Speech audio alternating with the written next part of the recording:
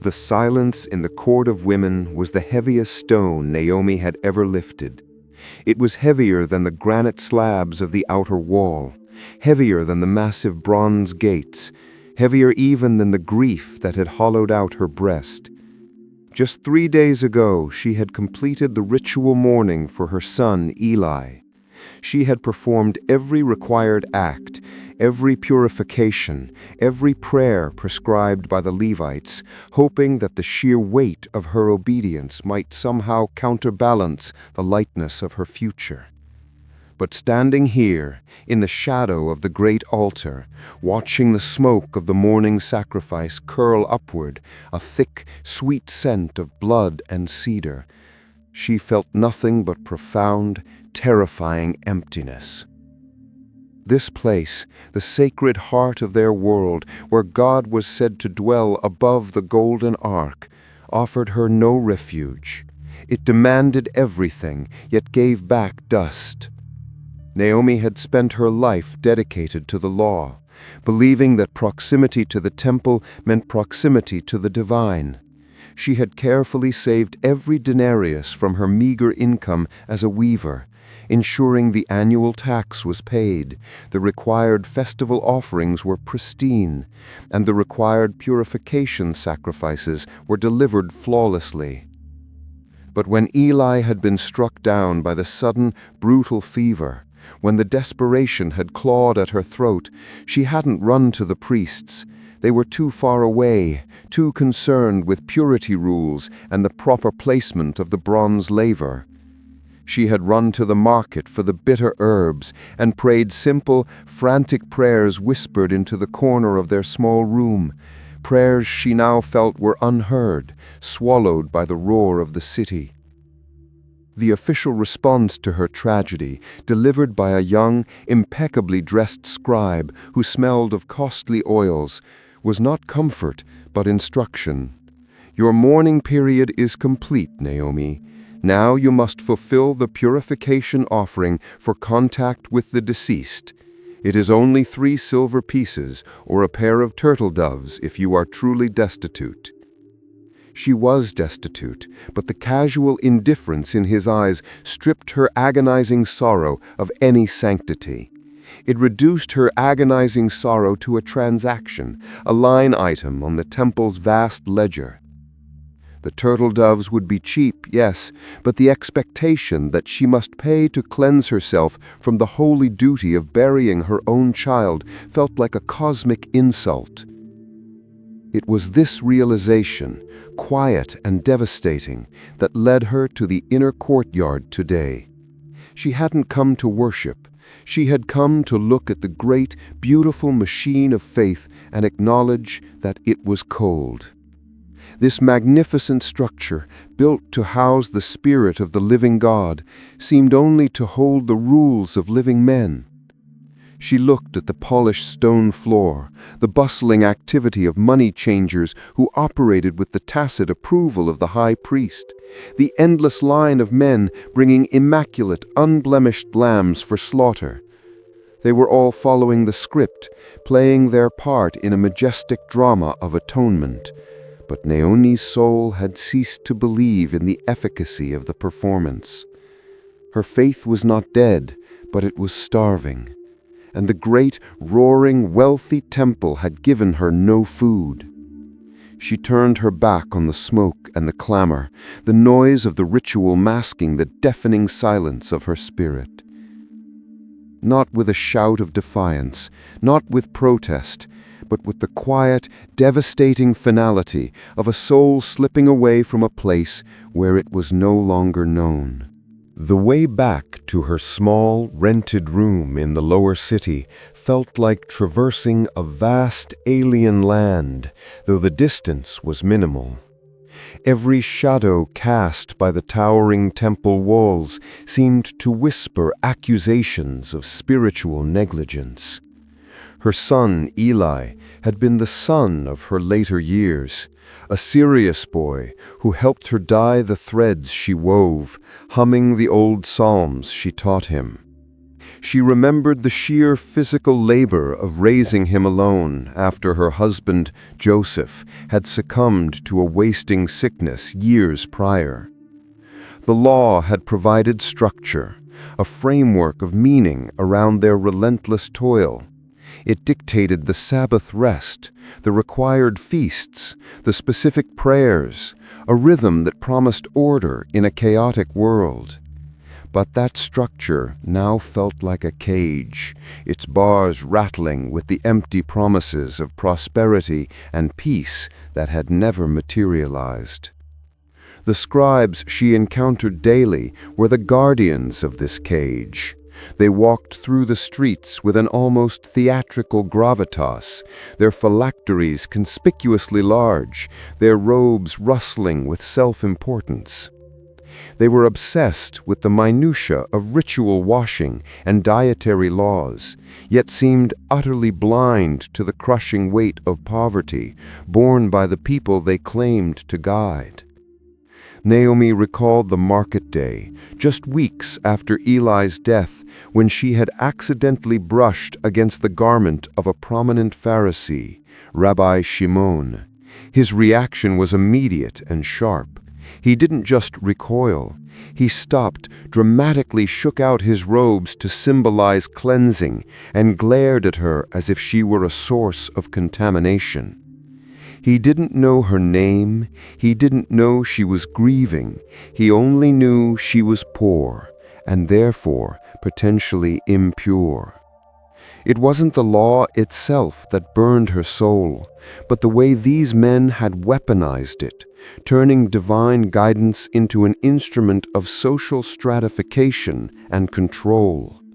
They had built a wall of rules between the average person and the boundless grace they preached about in abstract terms. Eli's death had broken her, but the subsequent interactions with the religious establishment had solidified a painful truth. Her true suffering was invisible to them. They cared for the perfection of the offering, not the anguish of the offerer. They spoke of God's covenant with Israel while actively excluding those who couldn't afford the entry fee, the fee of time, of costly study, of flawless observance. How could a woman working 12 hours a day weaving cloth compete with the leisure and learning required to maintain that level of righteousness? The question was rhetorical, but the answer was despair. She felt like a vessel full of holes, desperately trying to catch water in a desert, while the privileged few stood beneath a flowing spring, rationing the water and charging exorbitant prices for a sip. Naomi knew many others like her, particularly women and field laborers who silently bore this burden. They went through the motions, attending synagogue out of habit and social necessity, but their eyes held the same distant, hungry look. They were quietly withdrawing their hearts, even if their bodies remained seated on the hard wooden benches. They were waiting for something real, something visceral, something that didn't require a perfectly unblemished lamb or the signature of a wealthy guarantor. They were waiting for a shepherd who sought the lost sheep, rather than a gatekeeper who only counted the ones already safely corralled. It was Leah, the elderly baker who lived 2 doors down, who first dared to breathe the forbidden name. Leah was a woman whose hands were perpetually dusted with flour, and whose eyes held the weary wisdom of years spent watching Jerusalem cycle through despair and false hope. Naomi had been silent for days, simply working her loom, the rhythmic clack, clack, clack, providing a fragile shield against the memories. Leah brought her a fresh loaf of challah, still warm, and spoke softly, not of Eli, but of the disruption happening in the northern territories. "They say he speaks like the prophets of old, Naomi," Leah began, placing the bread on the table. not like the scribes who drone on about the footnotes of the footnotes. He speaks as if the words are his own. Naomi kept her head down, wary. She had heard the whispers. Every scandalized corner of the city was buzzing with the news of the Nazarene called Yeshua. "They say he eats with the unclean," Naomi murmured, reflecting the immediate judgmental reaction instilled by decades of tradition. Tax collectors and sinners. And he heals on the Sabbath. He breaks the law. Leah sighed, her old hands kneading an invisible dough on her apron. Or perhaps he fulfills the law in a way we no longer recognize. The temple priests condemn him because he upsets their economy. The Pharisees condemn him because he bypasses their authority. But the people, the quiet ones, the hungry ones, they follow him like iron filings to a magnet. Leah leaned closer, her voice dropping to a conspiratorial whisper, yet filled with a strange, burgeoning hope. They say he raised a man named Lazarus from the dead just across the Jordan, right in Bethany, near your old village. The mention of Bethany, her childhood home, caused Naomi's heart to thump heavily. That small fact, rooted in geography she knew, made the fantastical tales feel suddenly proximal. Leah continued, drawing the crucial parallel that resonated with Naomi's spiritual crisis. "Look at us, Naomi. We live under the weight of debt and despair. We pay half our earnings to Rome, and the other half to the temple to ensure we remain clean enough for God to tolerate us. Where is the joy? Where is the relief? When Eli was sick, did the temple offer balm? No, they offered a bill. This man, Yeshua, they say he offers rest. He says the yoke is easy and the burden is light." Naomi finally looked up, her fingers tracing the rough weave of the breadbasket. The burden of ritual had become suffocating. The sheer effort required just to maintain a baseline of purity felt heavier than the physical labor of her weaving. The stories of Jesus resonated not because they were miracles, but because they implied accessibility. He didn't wait for the sick to come to the temple. He went to the sick. He didn't demand adherence to countless rules. He distilled faith into two simple commands: love God, love your neighbor. This was an unsettling thought. If the path to God was simply love and mercy, what did that make the millions of stones, the thousands of priests, and the endless piles of gold amassed within the temple treasury? It made them irrelevant, or worse, obstacles. The possibility that she didn't need the elaborate structure, the intermediaries, or the cost was terrifyingly freeing. She needed to see for herself. She needed to hear a voice that wasn't filtered through the rigid, unforgiving doctrines of the men who had overseen the quiet death of her spiritual life. The decision to leave Jerusalem was not impulsive. It was the inevitable conclusion of her internal reckoning. Staying meant slow suffocation under the weight of expectations she could no longer bear, surrounded by walls that had ceased to shelter her. She sold off the few pieces of furniture she could spare, keeping only her loom, the tool of her livelihood, and packed a small satchel containing 2 rough tunics, some dried figs, and a water skin. Her destination was not clearly defined, only where the teacher is. He was said to be moving frequently, teaching often along the shores of Galilee, or perhaps back toward the villages of Judea. The journey itself became a physical metaphor for the breaking away from the old order. Leaving the city meant leaving the protection and familiarity of the great religious center, choosing instead the vulnerable path of the unknown wanderer. The dusty road stretched out like a harsh ribbon, the midday sun beating down relentlessly. The air was thick, heavy with the scent of unwashed travelers and the sharp aroma of distant pine forests. She walked with her head covered, blending into the stream of merchants and pilgrims, but her internal focus was singular. She walked not toward a holy site, but toward a holy man, a crucial distinction.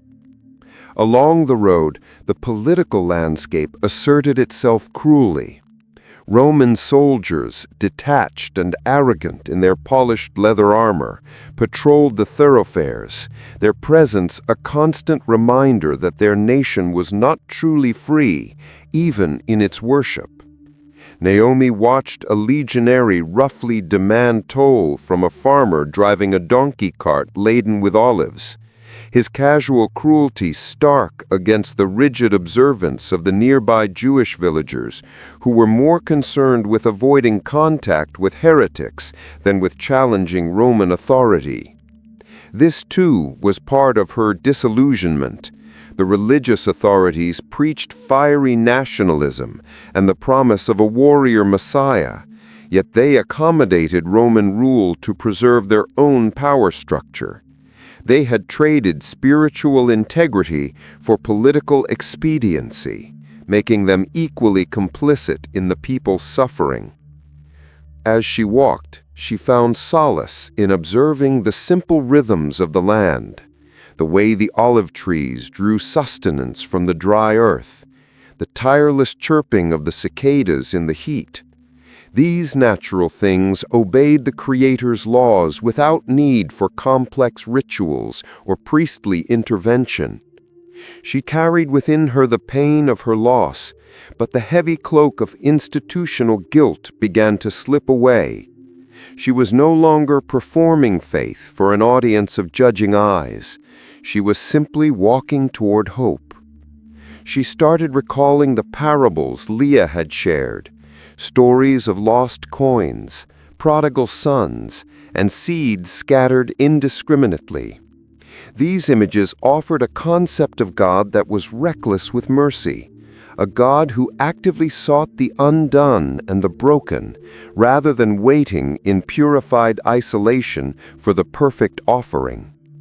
By the time the shadows lengthened and she sought shelter beneath an ancient fig tree outside a small, indifferent village, Naomi realized she had not stopped praying. Her prayers had simply changed. They were no longer formal, prescribed recitations.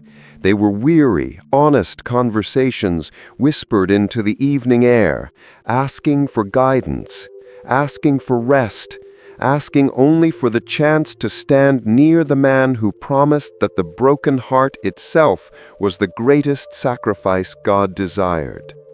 The long, silent miles had purged the noise of the temple, leaving space for a quiet, desperate anticipation. Days bled into weeks, marked only by the shifting landscape and the increasing frequency of encounters with people carrying the same expectant light in their eyes.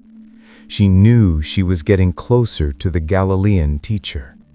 She reached the outskirts of Capernaum, a bustling town humming with trade and Roman activity. The air here was alive, charged not with the weighty somberness of Jerusalem's religious courts, but with a restless, hopeful energy. She found a group clustered near the docks, listening intently to a man standing on the prow of a small fishing boat, using the water to amplify his voice. It was not Jesus himself, but one of his inner circle, a powerfully built fisherman named Peter, instructing a new cohort of followers on practical matters of organization and outreach. Naomi felt a surge of relief, followed instantly by a familiar, debilitating ache of exclusion. The sheer size of the crowd was overwhelming. Though Jesus preached inclusion, the necessity of managing thousands of people had already begun to impose a new layer of bureaucracy, a fresh hierarchy of access. She watched Peter, passionate and loud, delegating tasks, gathering food, maintaining order, securing routes. She saw young men, zealous and proud of their new roles, standing guard on the edges of the crowd, filtering the requests and petitions. When Naomi finally summoned the courage to approach one of these young men, a fervent follower with intensely bright eyes, her simple request for a moment of the teacher's time was met with gentle dismissal. "The Master is teaching profound truths today, sister," the young man said, though kindly. "He cannot be distracted by personal petitions. We have a system. You must present your need to the local organizers, and if it is deemed urgent enough, perhaps in 3 or 4 days you may be scheduled for an audience." The words, spoken in earnest service to the new movement, hit Naomi with the sharp familiarity of cold stone. A system, scheduled, deemed urgent enough. It was the temple all over again, just dressed in fishermen's robes instead of priestly vestments. The path to the divine, even through this radical new avenue, was already becoming congested with gatekeepers and processes. Her heart sank. Had she walked all this way, forsaking everything, only to find that the accessibility she craved was already being fenced off by well-meaning but flawed men? She retreated, fighting back tears of utter frustration, turning to walk toward the quiet back alleys where the fishing nets were laid out to dry, seeking solitude to absorb this new disappointment. And then a shadow fell across the sun-drenched nets. Jesus was not on the boat. He had slipped away from the organized chaos, perhaps sensing the very structural rigidity he was trying to avoid creating. He was standing there, watching her retreat, his expression one of profound, searching empathy. He didn't wait for her to approach or ask a question. He simply spoke, his voice quiet, carrying no need for amplification, yet resonating deep within her core. "Naomi of Bethany," he said, knowing her name instantly, piercing the veil of her anonymity. "You have traveled far, carrying the dust of 2 kinds of desperation, the grief for your son and the grief for a faith that failed to sustain you. Tell me, what good is a house built on sand if the storm has already come? If faith feels like a transaction, a heavy labor of payment and debt, is it faith at all, or merely a sophisticated system of fear?" He paused, allowing the weight of the question to settle, looking not just at her, but seemingly through her, toward every soul that had ever felt dismissed by the structures meant to offer comfort. This is the crux of the journey, isn't it? The painful realization that the map provided by our ancestors no longer leads to the promised land, but often circles back only to the tax collector's table. We search for the face of the divine, only to find the faces of administrators concerned more with procedure than compassion. It makes us ask, when the structures of faith become more burdensome than the world they are supposed to protect us from, where do we go? If you, the viewer, have ever felt that sting of dismissal, that moment where the institution prioritized its rules over your pain, share your thoughts below. What did you seek when you quietly turned away? For Naomi, standing before the teacher, the question was not a challenge, but a profound invitation to dismantle everything she thought she knew about God. The crowd soon realized Jesus was no longer on the boat and surged toward the alley. Peter arrived quickly, looking flustered, prepared to shield the teacher, but Jesus raised a hand, stopping him. He then invited Naomi to sit on a low, upturned crate beside him, offering her the unprecedented honor of addressing her personally while the masses pressed in. He did not immediately offer a miracle or even a soothing platitude. Instead, he began to speak of the true sanctuary, the place where God's presence was meant to reside. His voice flowed like cool water over parched earth, contrasting sharply with the loud, performative pronouncements she was accustomed to hearing from the temple steps. He spoke of the Sabbath, clarifying that it was made for humanity, not humanity for the Sabbath, dismantling the rigid legalism that had nearly crushed her spirit. He emphasized that the heart, not the hands, was the primary source of true defilement, turning the Pharisees' obsession with ritual washing into a futile distraction. What struck Naomi most profoundly was the emphasis on the overlooked, the discarded, and the small. He told the gathered crowds the story of the lost sheep, not just the 99 safe ones, but the singular, foolish one that strayed. The shepherd, he implied, did not calculate the risk or the cost of leaving the main flock. The shepherd simply went, driven by a love that defied economic logic. This was the exact opposite of the cold, transactional nature of the temple, which was driven entirely by economic logic, demanding perfect offerings to maintain its vast upkeep. He spoke of God as an Abba, a loving father, rather than a demanding monarch who only accepted petitions filtered through a rigid protocol of sacrifice and ritual cleanliness. This single word, Abba, resonated in her spirit like a struck bell. The priests had always emphasized the terrifying majesty of the Ancient of Days, stressing distance and untouchable holiness, demanding fear and reverence through prescribed gestures. But Jesus presented intimacy. He presented a relationship where mourning was permissible and brokenness was the necessary entry point, not a barrier. As she listened, Naomi realized the reason why so many, particularly the poor and the marginalized, were quietly leaving the traditional centers of worship. They were not abandoning God, they were abandoning the image of God created by men of wealth and power.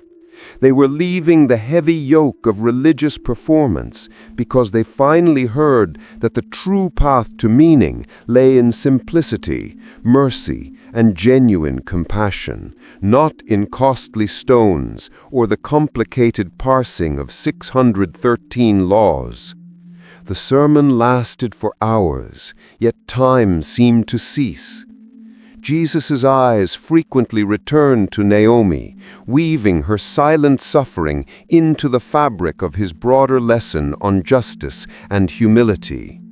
He taught that the greatest acts of faith were often the quietest, the cup of cold water given in his name, the private act of forgiveness, the widow's humble offering. He validated the inherent worth of the small, the unseen, the utterly uncelebrated lives that made up the vast majority of Israel. Naomi, who had spent years feeling spiritually overlooked and economically invisible, finally felt seen, not as a transaction awaiting purification, but as a person worthy of the Father's attention, regardless of her ritual status or her poverty.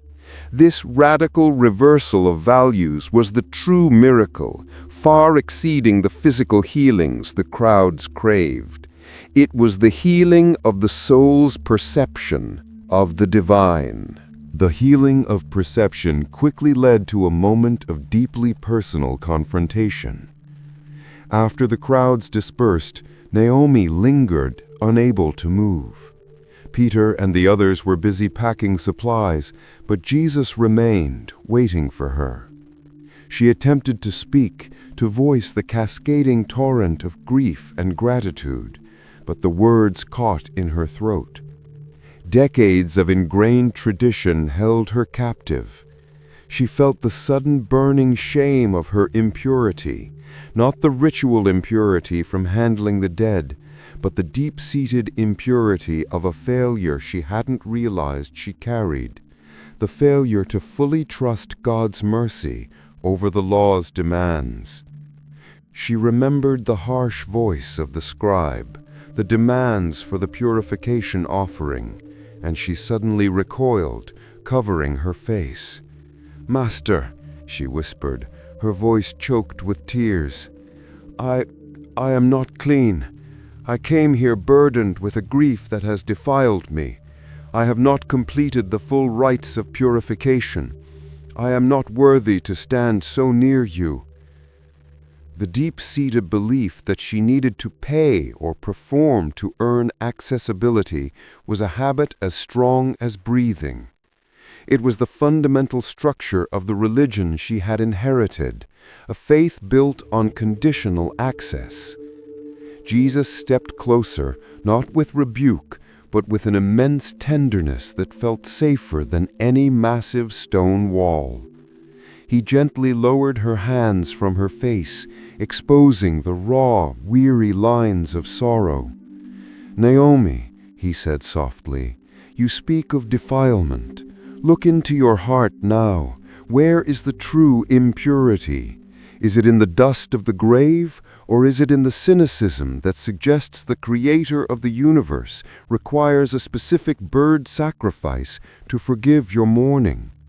He paused. The law was given not to create barriers, but to reveal the depths of the Father's love.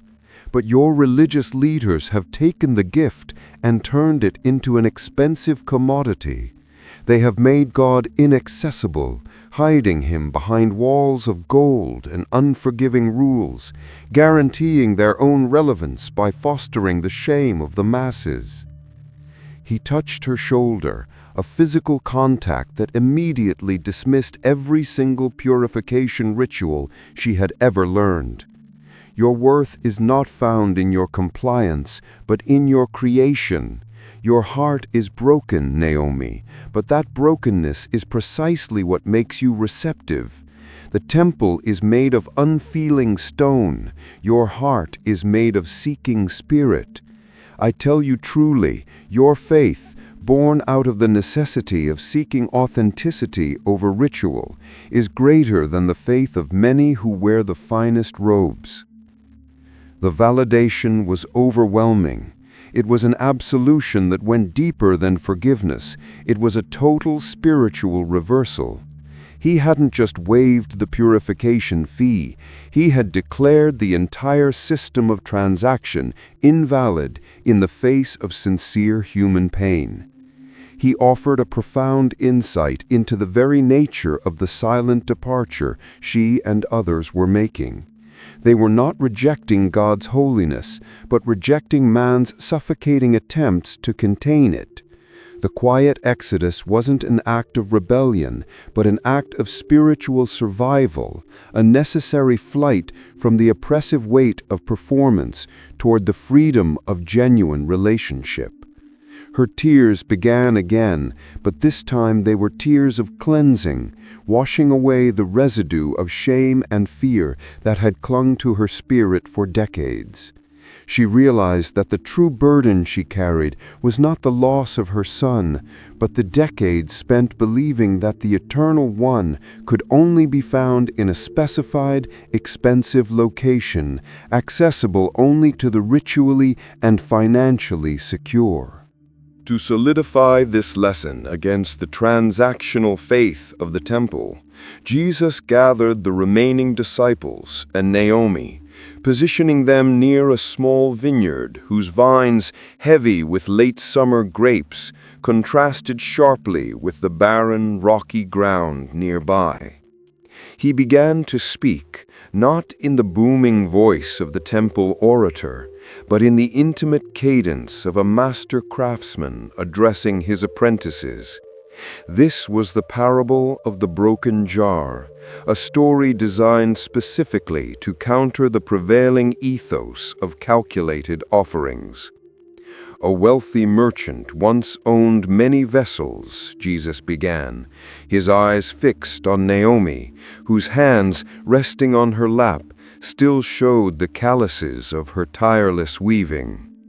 He had magnificent bronze jars, perfectly molded, sealed, and marked for tax. These jars held great volume, perhaps containing vast stores of olive oil, precious spices, or the tithes for the temple. They were admired for their capacity and their compliance.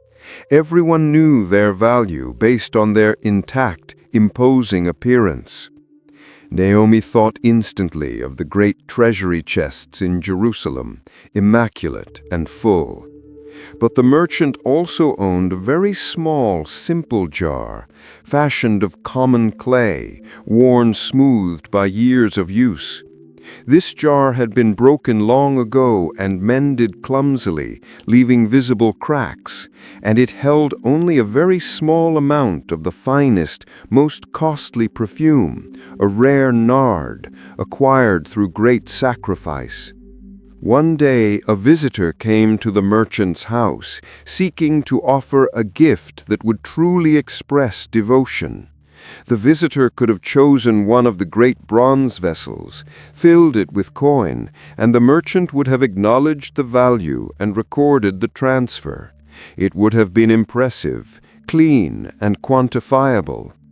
Jesus paused, the image of the massive, unfeeling bronze jars hanging heavy in the air. But the visitor did not choose the bronze. Instead, she chose the small, cracked clay jar. She took that jar and she deliberately shattered it, pouring the entire precious contents, the rare nard, acquired through great sacrifice, onto the feet of the merchant, letting the expensive liquid soak into the dirt. A gasp went through the small circle of listeners. It was an act of economic waste, an act deemed utterly foolish by any standard of good stewardship. Jesus looked at Naomi. The disciples muttered, saying, "What waste! This perfume could have been sold for 300 denarii, and the money given to the poor." They focused only on the economics of the moment, the lost potential for quantifiable charity. But the merchant smiled. He said, "The bronze jars hold much, but their purpose is storage and display. They remain intact, their contents measured and weighed. This small, broken jar, however, holds the greater offering. It offered not simply wealth, but the shattering of self. It gave everything it had, not for storage, but for total, uncalculating devotion.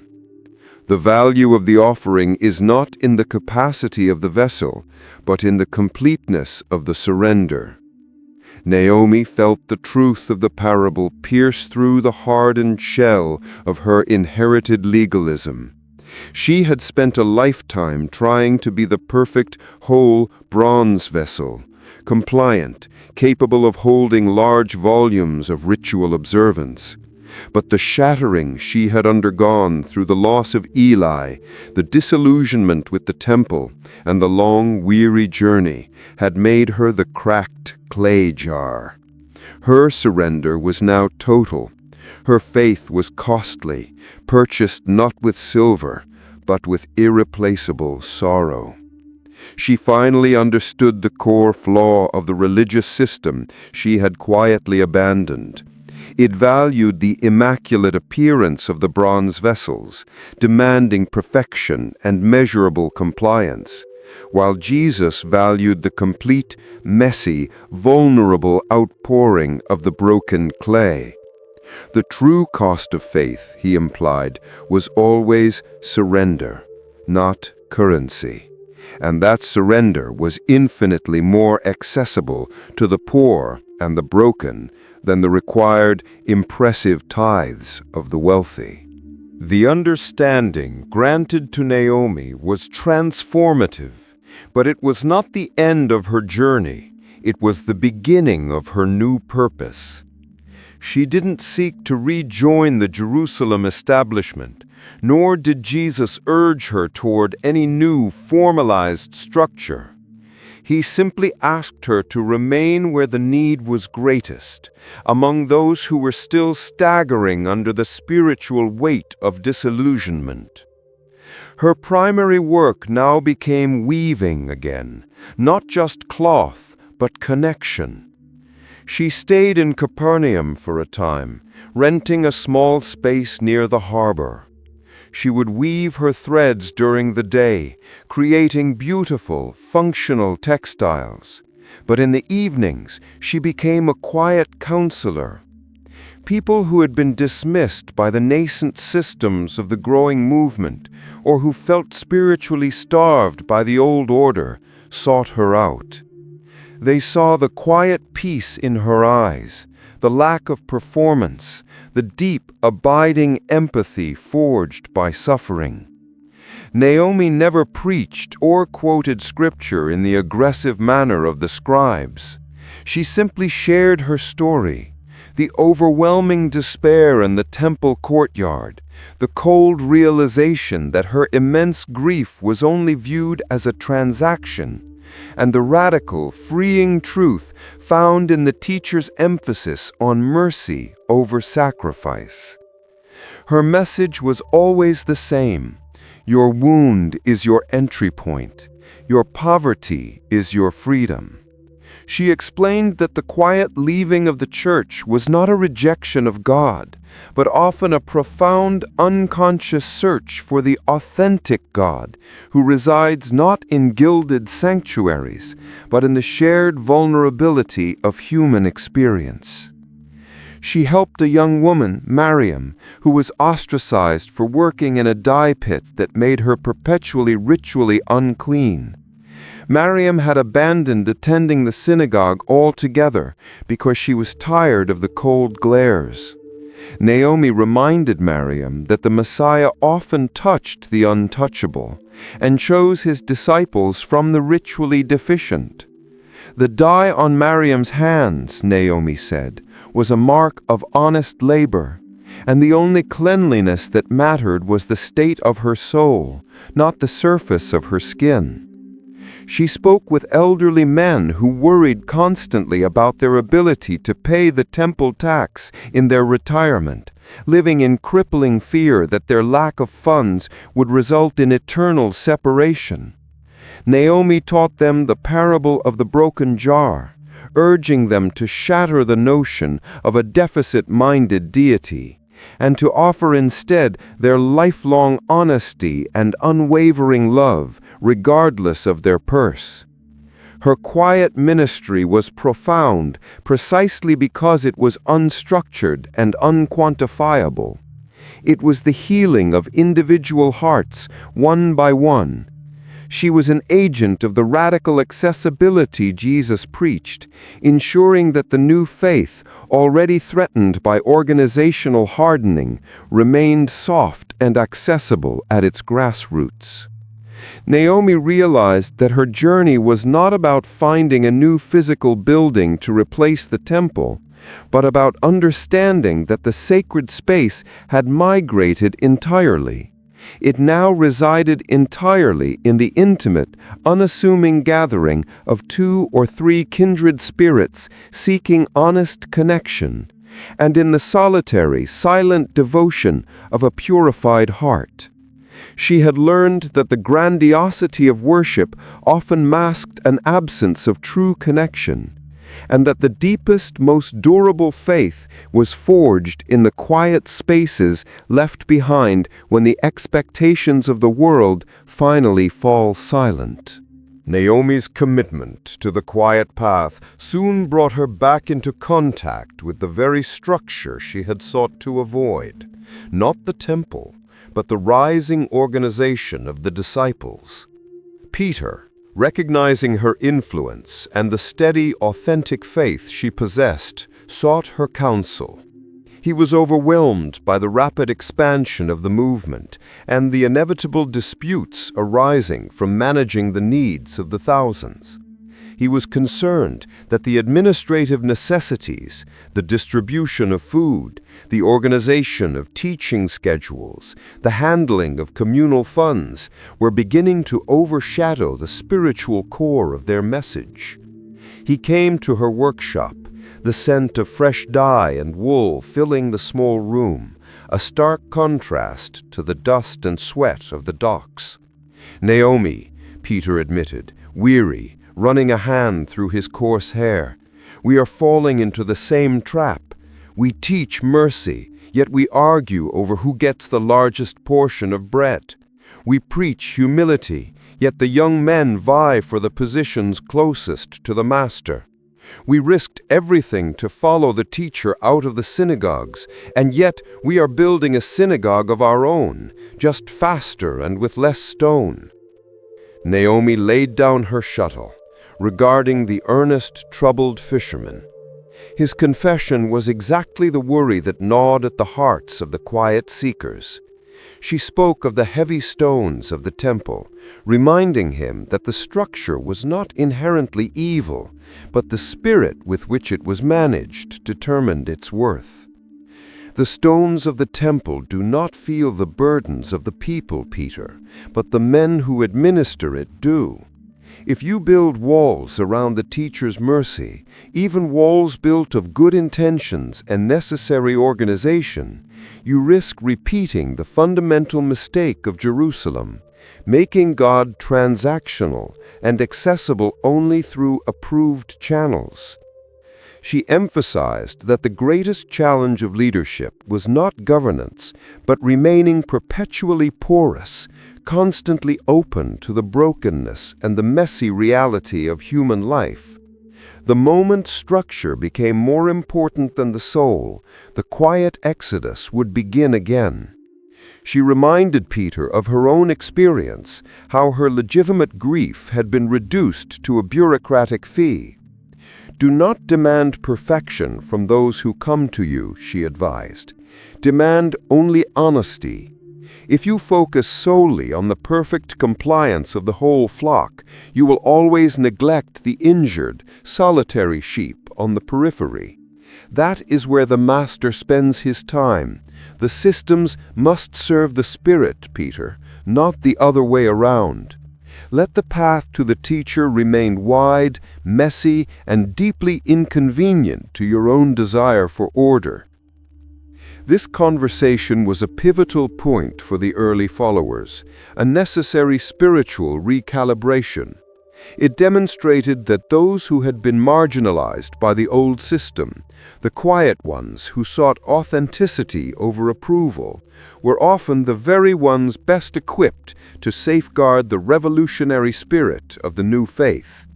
Naomi, the silent weaver, became the conscience of the nascent movement, a living reminder that the greatest acts of faith were those performed in the absence of a crowd, driven by profound spiritual need rather than religious obligation. Her influence was silent, profound, and utterly essential to preventing the quick erosion of the radical grace the Messiah preached, safeguarding the path for all who were quietly searching for an escape from the burdensome structures of man-made religion. She knew that the quiet leaving was only worthwhile if it led to a quiet, authentic arrival somewhere else.